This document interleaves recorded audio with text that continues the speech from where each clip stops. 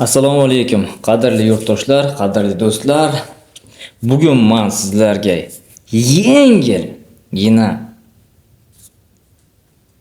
qanday qilib patologga, ya'ni shiftga stekloxoz yopishtirishni ko'rsatib bermoqchiman. Buning uchun yaxshi proyavочный svet losova zarar qilmaydi, faqat foydaga ishlaydi. Spesialniy kley satilda bor, chelakda tayyor. Kuyetkaga solamiz, valik bilan yaxshilab patologga surtib chiqamiz. Patolog qanday holatda bo'lishi kerak degan savolga javob berib o'taman. Patologni gipsovoy shtukaturka bilan o'zim shtukaturka qilganman. Podmayak mayaklarni olmaganman.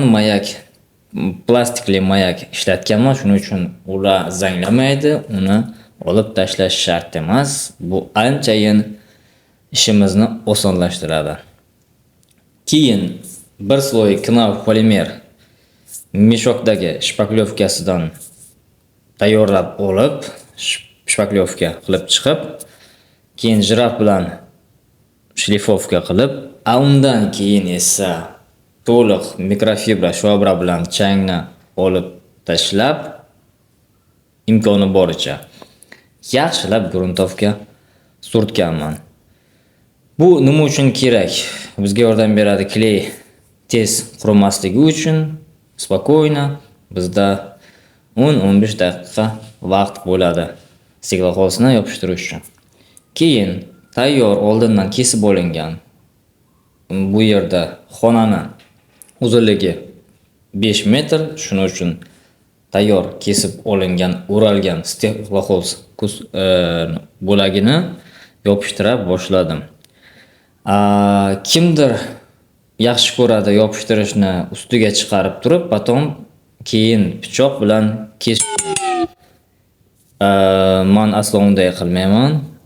Men xuddi aboyga o'xshatib, prям stik qilib yopishtirishni yaxshi ko'raman.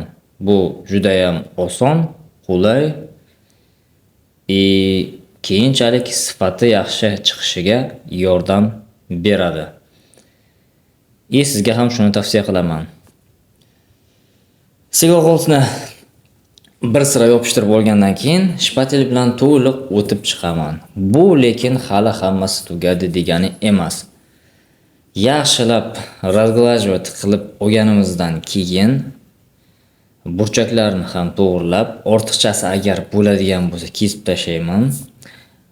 Bu oxirgi qismida boshlanish va 2 sm ortiqchasi bilan yopishtiraman, чтобы chiroyli chiqishi uchun ishimiz.